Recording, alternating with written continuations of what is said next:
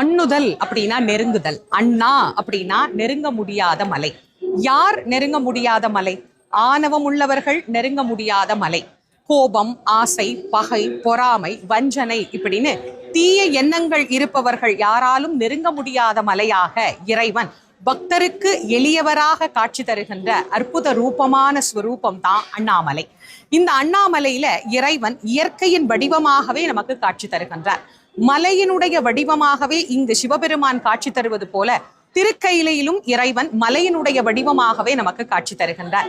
கைலை யாத்திரை என்பது எல்லோருக்கும் எளிமையான யாத்திரை அல்ல. ஆனால் அண்ணாமலையார் எளியவர்க்கு எளியவராக காட்சி தர வேண்டும் அப்படிங்கிறதுக்காகவே இங்கே மலையின் வடிவமாகவும் உள்ளே லிங்கத்தின் வடிவமாகவும் நமக்கு காட்சி தந்து அருளுகின்றார். இந்த அழகான அண்ணாமலையார் ஜோதி பிழம்பாக நின்று நமக்கு அருள் புரிந்த நாள் தான் தீபத் திருநாள்.